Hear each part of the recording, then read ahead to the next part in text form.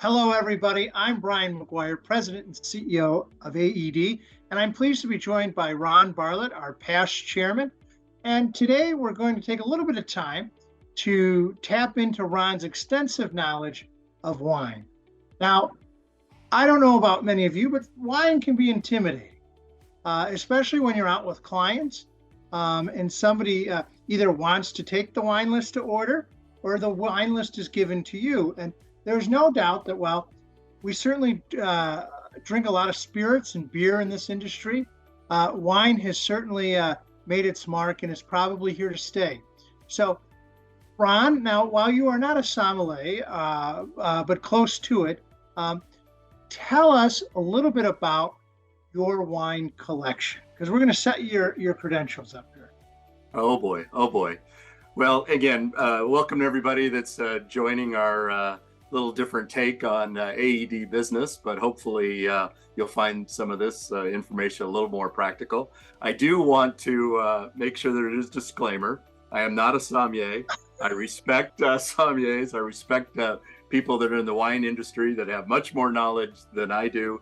But for whatever reason, it's been pinned on me as the association's kind of wine guy. So I'm happy to kind of share some tips and ideas, and hopefully you can use them. So talking a little bit about my collection, I hate to jump into that, but I do have about 1,000 bottles.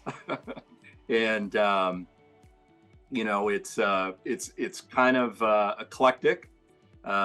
People a lot of times will ask me what kind of wines do I like, and I think that's an interesting question because it really depends on a lot of factors who I'm drinking wine with. For example, if I have the guzzler friends that be more than happy with wine in a box, I may not bring out the $250 bottles. I may bring something out that is a little more affordable. But I also do kind of drink, kind of based on the weather. You would not necessarily find me in California in 100-degree weather opening a big heavy cab, and I might be into some really lighter whites or some lighter reds. So it's a very eclectic collection. Like I said, it's about 1,000 bottles. That does sound like a lot, but you'll also find that I kind of have a rule that with a lot of my wines, I don't like to drink them until they're at least 5 years old and sometimes longer. And that creates a wine storage problem. So part of that 1,000, it could be considered storage, Brian. Very good, very good. Well, let's start down our road of wine a little bit. And so before we get to actually ordering off the wine list, let's talk a little bit about the types of wines people are going to see, and what makes them different and what they go with. And let's start with sparkling or champagne wines. And maybe you could share with us the difference between a sparkling wine and a champagne, and also what makes it so.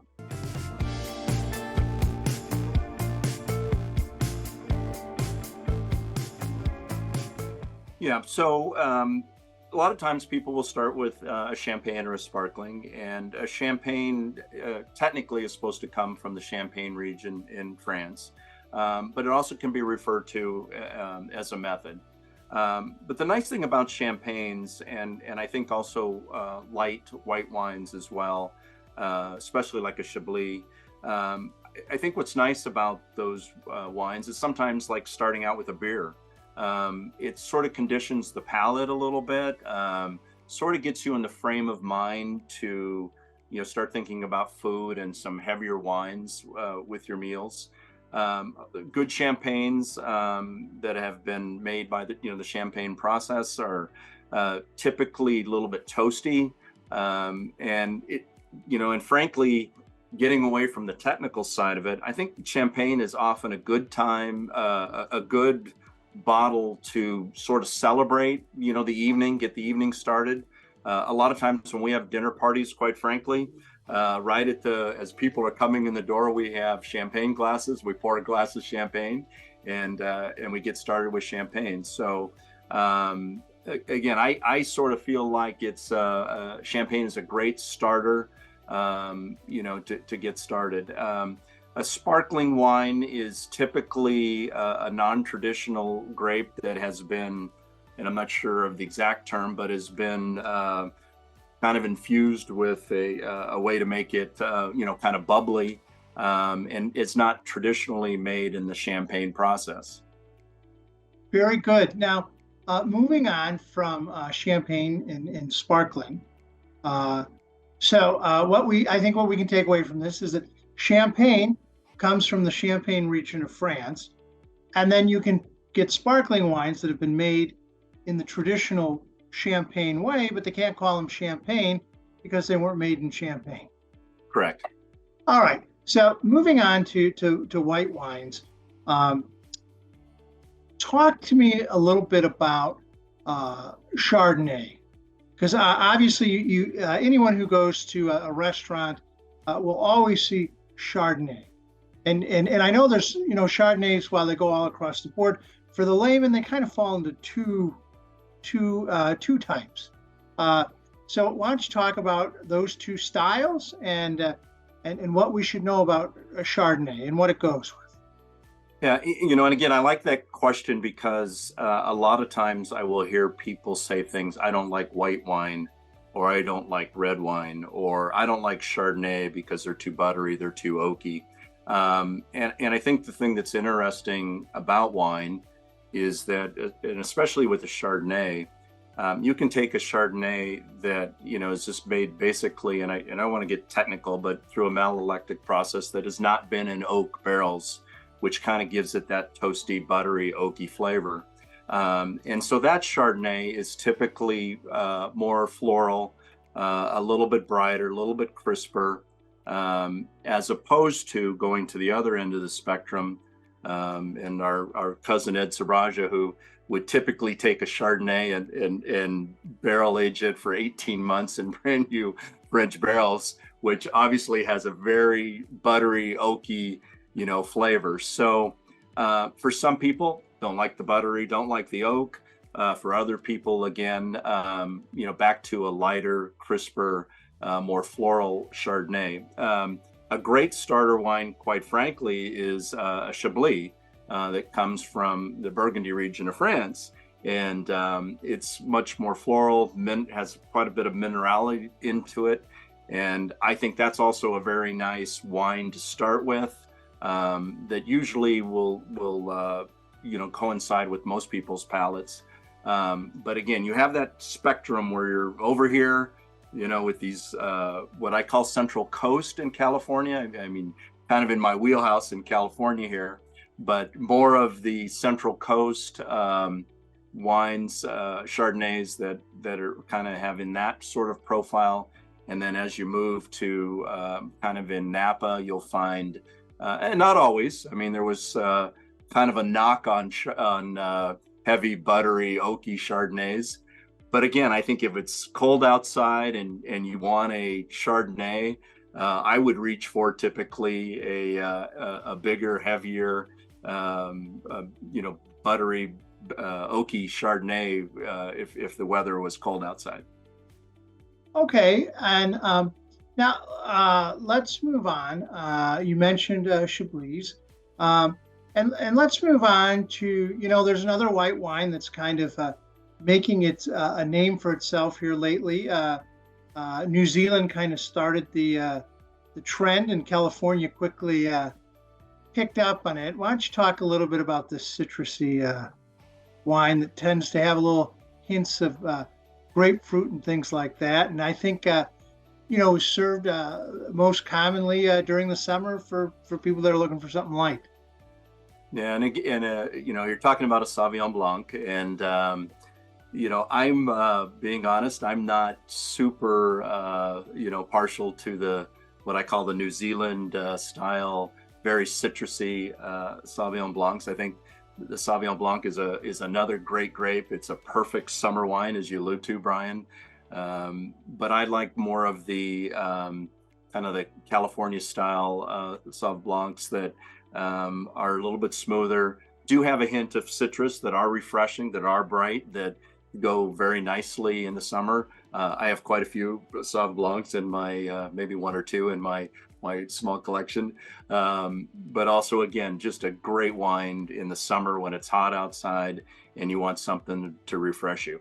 I'm not poo-pooing the overly citrus wines, because certainly I think, wine is a lot like art. And I think that you should always try to find wines that you enjoy. And if you like that very citrus, sort of tart kind of Sauv Blanc, you should absolutely drink that. A Kim Crawford is a great go-to if you're looking for one to, kind of fit that profile. But I would strongly suggest experimenting with the Northern California, the Napa style Sauv Blancs that, are a little bit more even and still very refreshing.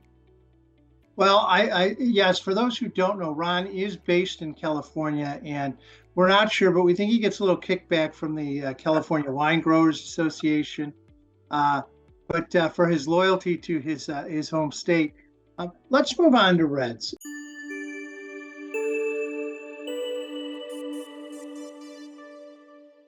Some common reds that people would see on a wine menu.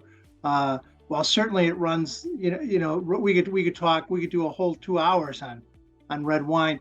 But let's start with Pinot Noir, which I think many people are familiar with, and talk a little bit about Pinot Noirs, maybe the different styles and foods that they would go with. Well, you know what, Brian, I know this absolutely was not staged today, but I'm actually, if we're going to talk about Pinot, I'm actually going to open a Pinot. This is one of my favorites, actually. This is a 2016 Pinot Noir from a vineyard called Sea Smoke, which is a little bit culty.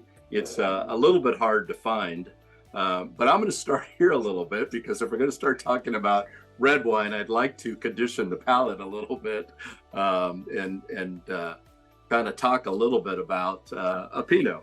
So if you can't see the label there, that's a 2016 Sea Smoke from Santa Rita Hills, which is a little bit north of Santa Barbara, which I think is a good way to kind of start talking about Pinot. If people saw the movie Sideways, which is a great movie, Sandra Oh is in it, Giamonte's in it. It's filmed out of a B-level camera, I think. It's a terrible film. But if you want to learn a little bit about Pinot, that's a great place to start. Before we get started. Okay. So tell us what we're going to take a detour here, because you did something that I think many people see and really don't know what the heck you're doing, and are a little intimidated to ask why you're doing it. So you poured some wine into a glass and then you stuck your nose into it. What are you doing? Yeah, so it really turns out that your nose actually is much more capable of discerning flavors than your palate. And you can pick up a lot of notes. Well, the first thing I'm doing is verifying that the wine is good. And this is probably another intimidating area for most people. So I'm going to look at the subtly. I didn't do it too much here, but subtly I looked at the cork first. And as you can see, the redness is just really at the top of the cork. So I know the cork has not failed. These are quality wines, and I can guarantee you, I've heard a lot of discussions about cork and where you get your cork and whose cork you use and so on. So the first thing I'm doing is I'm looking at the cork. I may smell the cork actually to see if there's any kind of funky smell to it. But the biggest thing I'm doing really is I'm smelling to see if the wine is okay. And sometimes you'll have that.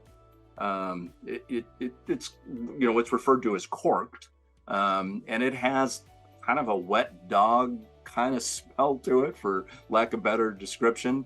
But I'm looking to make sure the wine's fine. I'm also going to swirl it around a little bit. This has been in the bottle now 7 years, right? And so it needs a little bit of air kind of letting the genie out of the bottle, right? So I'm going to swirl it a little bit and take a whiff and make sure it smells good. And by and large, not always. Again, disclaimer: not a sommelier, but I can kind of discern if I'm drinking if somebody were to hand me a glass, is it a Pinot? Is it a is it a Cab? Is it a Merlot? And so on. The other thing I'm doing is I'm looking at the color a little bit. Now this one is not that old, and it's still got that nice, ruby red color to it. And but I could also tell if this was a much older wine, it would start to take on a little bit of a brown tint.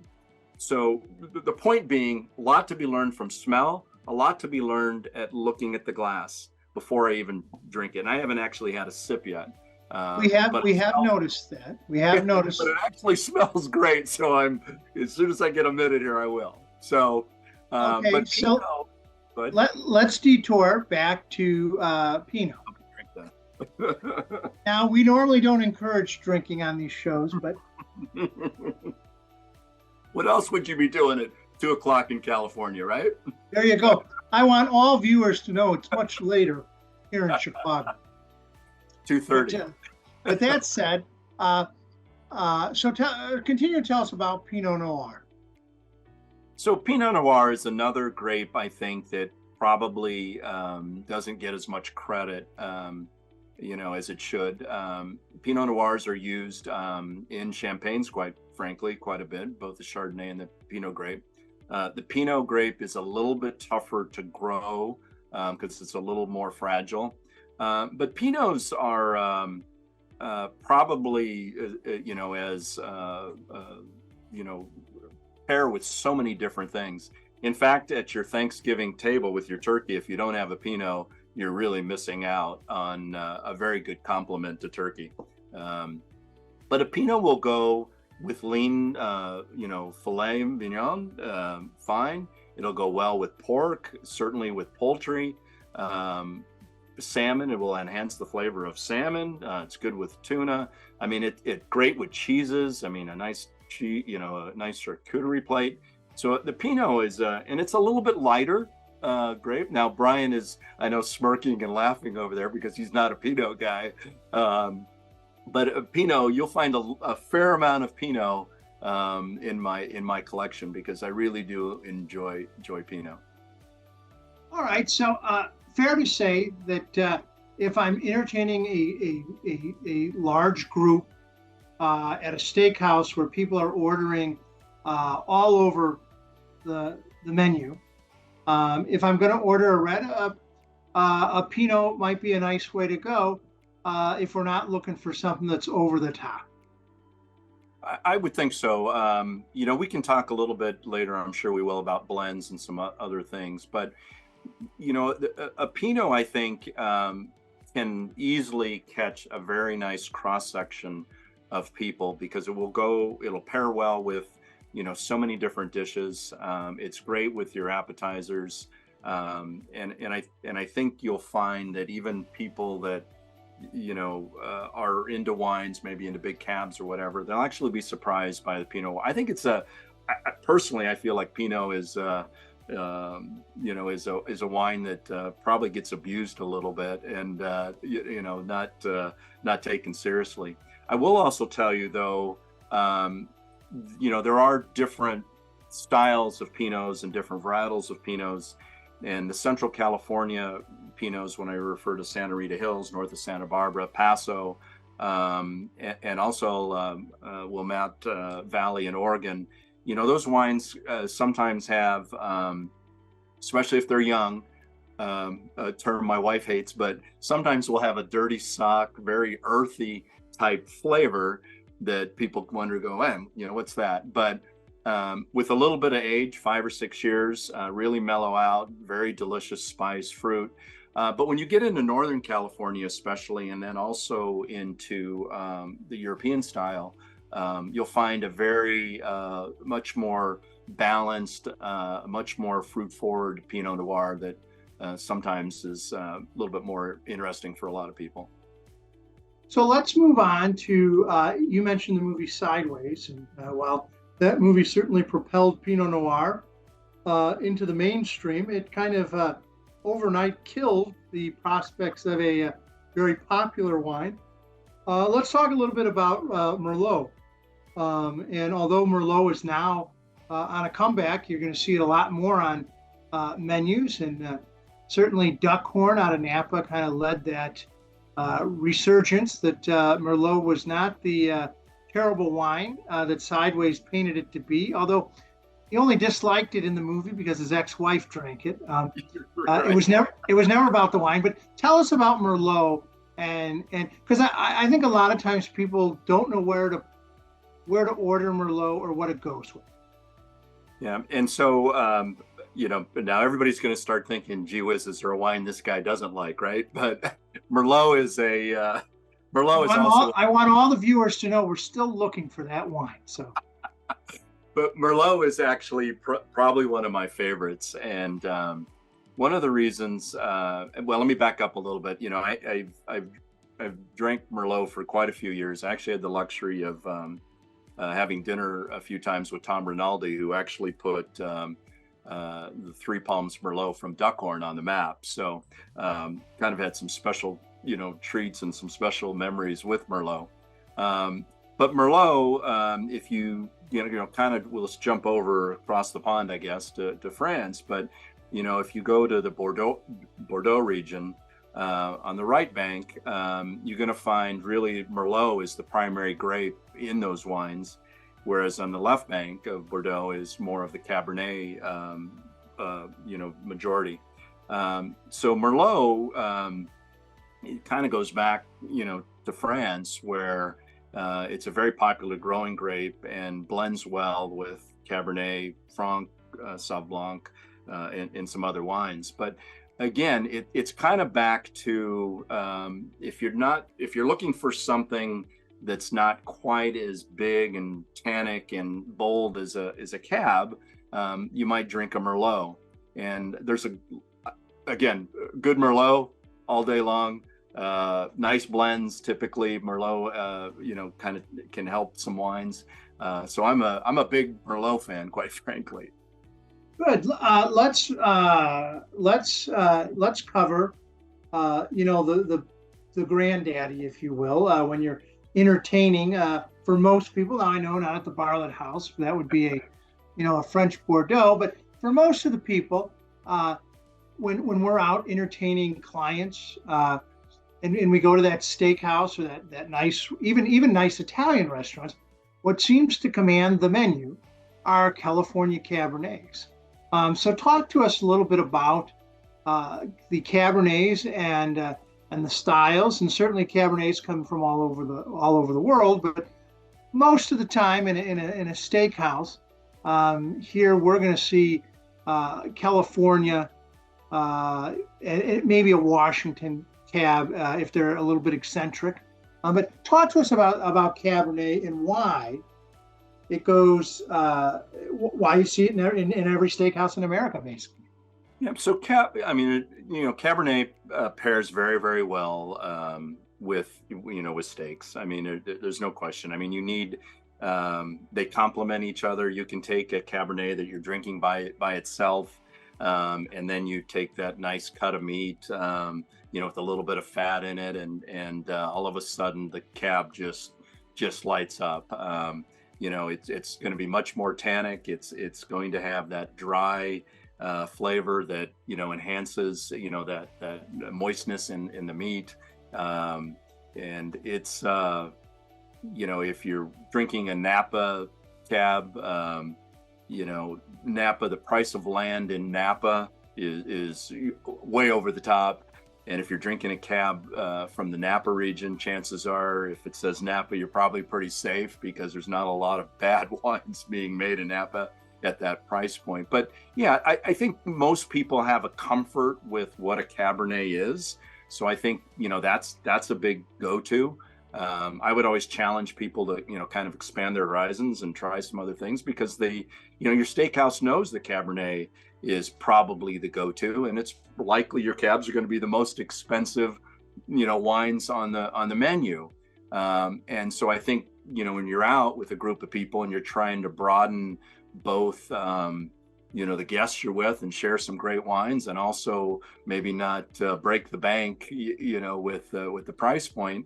I think sometimes not doing a Cabernet is the way to go. But a Cab is a very safe staple. I mean, it gets a lot of attention. I think there's our cousin Ed Siraja, was famous for his cabs. I think he made 5 or 6 different cabs, still does, under the new label, the Siraja family label. And, I think you want to arrive in the wine world, you make a great cab and you get 100 points and life will be good. Well, let's take another quick detour to give. Let's spend 60 seconds because you've mentioned Ed Siraja a couple of times, and for those who are not don't follow wine, talk a little bit about. Give us the quick introduction of who Ed Siraja is, and why he is so famous in the wine world. Yeah, so Ed is the wine master emeritus at Beringer. He spent over 30 years there, worked under a guy by the name of Myron Nightingale. But and Ed was known for his big, bold wines and didn't really care. I mentioned his Chardonnay, for example. He loved to put 12 to 18 months in the barrel. But where he really left his mark, he had the wine of the year for a 1986 Cabernet, and then did it again in 1992 with a Chardonnay, which is one of the rare first whites, I think, that was ever wine of the year. It was actually a Chardonnay. So, Ed today with his son, Ed's kind of retired, but with his son today, Adam Siraja, they're making wine under Siraja Family Vineyards. And I really credit Ed and my wife for changing me from a Coors Light guy to a very expensive hobby, in the wine world. So I've been treated to a lot of nice events, and thank you, Ed, if you're watching. I'd really appreciate all the experiences you've given me. And Ed's winery currently is located where? It's in the Sonoma, the north end of the Sonoma area, just west of Geyserville, just below Lake Sonoma, right below the dam there. And it's a great place, great viewing area. You look right down the Dry Creek Valley. It's just, it's a beautiful place to go if you're looking for a place to go. And those of us who know Peggy, Ron's wife, not only do we thank her for opening up his palate to wine, but she's helped make a lot of other improvements in Ron, and that we could do another program on. But let's continue with Cabernet. Before we leave Cabernet, you've used a couple of terms that I think we can explain a little bit about. So you've said a bold Cabernet. Explain what that is when you say a bold wine. What does that mean? Because that's a term people often hear, but I think when you're drinking wine for the first couple of times, you really don't know what the heck these terms mean. Yeah, I think when I use bold, I'm talking about the fact that the wine kind of really jumps out and there's a little bit of a party in your mouth. I mean, you really feel this bursting, flavor of Cabernets are very tannic. So there actually is a little bit of bitterness sometimes that gets balanced with the acid in the wine. And it's typically dry. It's going to feel dry on your tongue. But it really just, you're drinking and you can kind of feel, all just the bold, I keep using bold, but just the flavors that really jump out at you. And again, when you're especially drinking it with a nice steak, nice protein, those flavors really get enhanced and really help kind of cut through, the fat a little bit. And it's just a nice experience, a nice balance in your mouth, quite frankly. Let's talk a little bit about red zin, which some people initially go, oh, I don't want any white zin, but we're not talking about white zin. Tell us about red zin. So red zin, I don't know as much about, quite frankly. I enjoy zins. Again, a lot of wines, depending on where they come from in the state, are going to have a little bit of a different profile. If you're in Central Coast Zinfandel, you often find these very jammy, very fruit forward, typically a little higher in alcohol, 16 plus percent, that frankly aren't really in my wheelhouse. Now, when we get up to Dry Creek, where I believe the best Zinfandels in the world come from, then you're getting to also a little bit of this jamminess to it, but much more subtle, much more balanced, typically back into that 14% alcohol range, very drinkable. I enjoy Zin, frankly, after dinner. Zin is it is a little less, heavy to me in my world, and often pairs nice with a fruity dessert.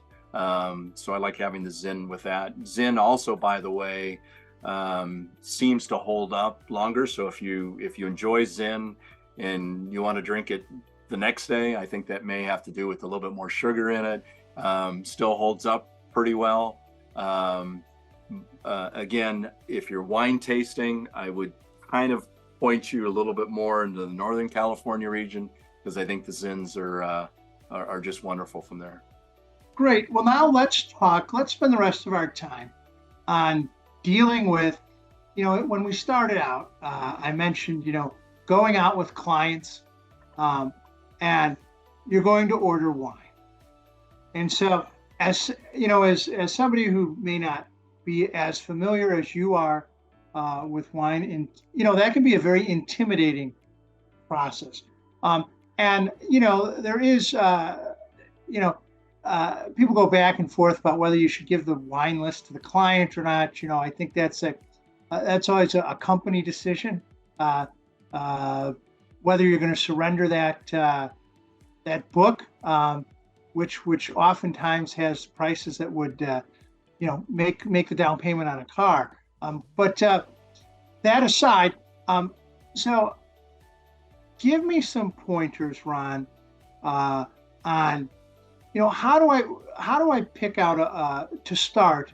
We're at the steakhouse or fill in the restaurant, and what should my first? And everyone says, hey, we're going to drink some wine. What would you recommend you do as you're beginning that process? Yeah, so I think for a lot of people it is intimidating, and hopefully, if there's one takeaway, from this video we're doing, is to kind of help dispel that intimidation. So let me back up a little bit. I see two menus. The first menu I see is what I would call somewhat of the Costco wine list, which is wines that everybody's very familiar. Nothing wrong with those wines. It's just that you're familiar with them. It's going to be a Cakebread Chardonnay, a Rombauer Chardonnay. It's going to be a Mondavi Cab. It's going to be a Silver Oak Alexander. It's going to be something that's everybody's used to. Pretty easy. You probably had those wines. That one's pretty easy. The next side is going to be the wine list that comes out like a phone book.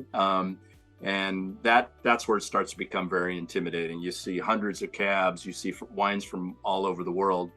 But frankly, you should be pretty excited about that. And that should really ease your fears, because this restaurant knows something about wine, right? No quality restaurant puts that many wines on their menu that hasn't methodically has an approach to it. It means they have a sommelier, or they have wine manager, they have somebody with some wine experience, or the chefs participate. And so they've put together a heck of a wine list. So you should really be excited, quite frankly, that, that's the menu that you have there, because you're probably in for a treat. The next question really becomes, I'm looking at people at, let's go back to the steakhouse. It's a steakhouse, people are ordering steaks. I look at the cabs, and the cabs are $50 to $5,000, for example, right? So that's pretty intimidating. I would probably caution you that even that $50 cab is probably an okay cab, because again, just now the spectrum of what this wine list looks like. They have a good library. I don't have bad wines, I don't think, in my library, regardless of the price point. So kind of, use that. But what I'm going to do there is Ron, I'm going to stop you. We're going to take a detour here. Okay. You mentioned something. Price. Okay. If I see $1,500, or let's say this, I see a wine for $200 on the wine list. Should I assume that's a great wine and is better than the $90 bottle? No, absolutely not. The first thing I would tell you is you should certainly order a bottle of wine that you're comfortable ordering and you're comfortable with the price point. Because I think, from my experiences after dinner the next day, usually the comment I hear is, boy, the wine was great last night. I don't hear anything about the meal, right? Because everybody ordered something different. But I hear usually that they enjoyed the wine. And as a host, that's really what you're trying to accomplish. You want your guests to have enjoyed the wine. People taking pictures of the bottle is always, kind of exciting. You did a good job. They enjoyed the wine. And you're trying to enhance, obviously, the reason you're meeting. And the wine is going to last through the night, and it's going to, be probably a pretty big focal point. So the first thing I would tell you is order a bottle of wine that you're comfortable ordering. I don't like, a lot of times I get handed the menu, and I see very expensive wines. That makes me a little bit uncomfortable because if I wouldn't spend $200 on a bottle, I don't want to spend, that manufacturer or that client or whoever I'm with, I don't want to, do their money. So typically what I would do is I'd look for a price point that I think is comfortable with the group, first of all. And then if I'm not familiar, I would simply, wave the waiter, the manager, the sommelier. A lot of times you wave the waiter over, says, let me send the sommelier over. And the sommelier comes over, and I may just point to him and say, hey, we're all having beef tonight, we're all having steak. I'm looking for a Cabernet, kind of in this range. And I might be pointing to the $150 bottle or something, right there. And I will ask for his recommendations. Don't hesitate. The other thing I do sometimes is maybe bring 2 different bottles to the table, right? If you've got a party of more than 6 people, you're going to go through 2 bottles anyway. And it might be kind of fun to bring a couple of different bottles out, maybe a little older wine, maybe something that's not quite as old, and let the table kind of share that. A good restaurant is going to bring out 2 different glasses so that you can kind of mark which one's which. And I think it's a good way, especially with your novice wine group that you're with, to give them a chance to experience some different flavor profiles, some different wines, maybe from some different areas. But do not hesitate to I use the sommelier all the time. Their whole purpose in life is to be at the restaurant to help enhance your experience and help you pick wines. So when you see that big wine list, I can just about guarantee you that guy's in the restaurant, right? And he's going to make it easy for you. And he's going to help you pick that wine that you're looking for. And so when he comes over, you made reference that you'll point to a wine and say, hey, I'm looking in this price range. And so that's okay to do when you're talking to these guys?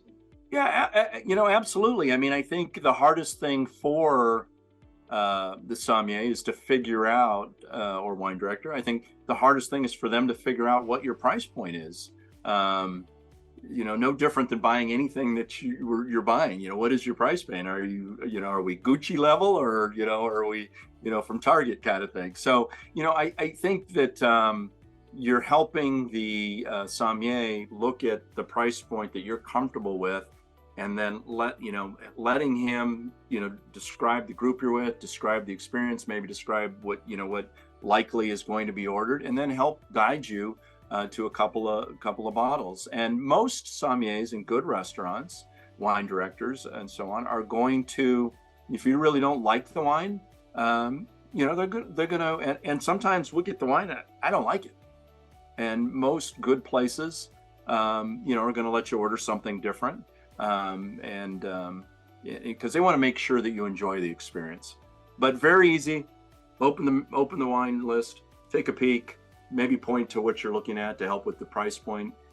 Sometimes I'll tell them, hey, I'm trying to look for something no more than $150, point me in the right direction.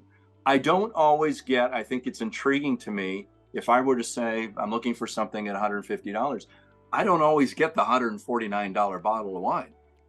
I'll find out that it's $100. Sure. The other thing that I may find out that I think is very interesting is they may ask you, or they may recommend, for example, a Magnum. And they may say, hey, you've got 10 people here. This is a great wine. We've only got a couple of them left. Let's do this in a Magnum so that everybody shares, from the same bottle. Pretty cool, right? The other thing may happen is there may be only a few bottles of a certain wine they have that's no longer on the list. Letting the sommelier do his job and join in is just a great way to reduce that intimidation factor, because that's his job, and he's going to make sure the experience is good. What I do, again, the first thing I'm going to do is I'm going to take a good, stick my nose in there and take a good smell of it and make sure it doesn't smell like there's anything wrong with it, right? And then I'm going to take a sip, and I'm going to swish it around actually in my mouth, because what's interesting about your palate is the taste buds are all over your mouth. And so I'm going to swish it around a little bit in my mouth and see how it tastes and see how it feels. And so I'm going to either tell, the wine steward that it's good to go, kind of thing, or, I think it needs to open up. I may say something. I'm going to probably step out here. We're going to do a lot of detours here, but I may suggest that we should decant it. I may make a few suggestions. I may even ask the sommelier to taste the wine, because I'm not sure. And if it's an older wine, I've done that more frequently than not, because I'm not sure what this wine's going to be like in another half hour or so, right? So again, checking the smell, that's usually the first thing that gets there. I'm going to swish it around in my mouth. Tastes good. It's going to be good to go. If I got any hesitation, I'm going to ask for help. I just am. I'm going to ask for help. And that's not, you shouldn't look at that as, oh boy, I'm stupid, I don't know what I'm doing. That's what those guys are there for. So let's talk about, so you've swished it around, and then the next question they normally ask is, would you like me to decant this, or should I pour everybody a taste? Now, first of all, explain to our audience, what in the heck is decanting?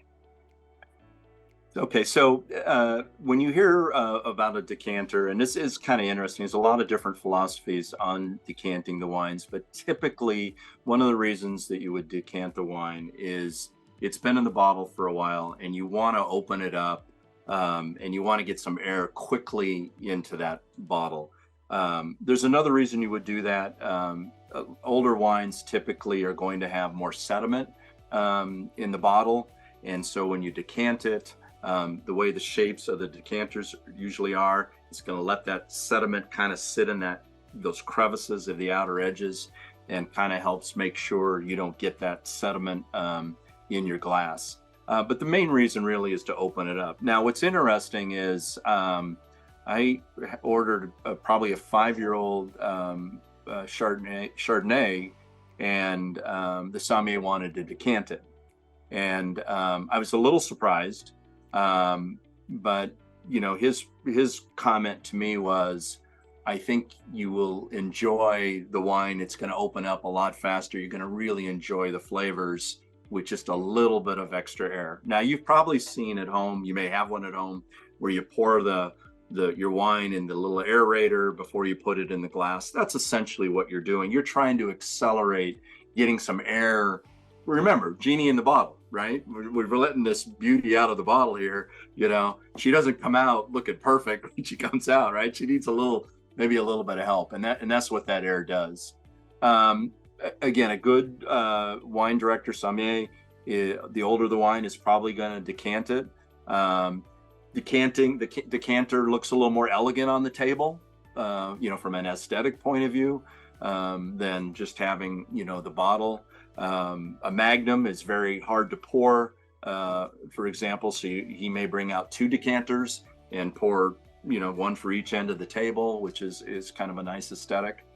So as we kind of come to the end of our time here, for our first wine video, I'm sure there'll be more in the series after the acclaim comes in. We'll probably be up for some internet award that I've invented. Or we'll get, things thrown at us for being full of it.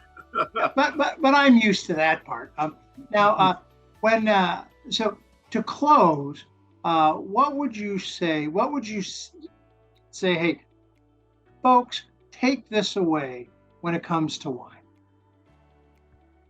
Yeah, I think the biggest thing that I would want to take away from this, and maybe I would just say 2 things. That the first one being, don't hesitate to let the person at the restaurant help you.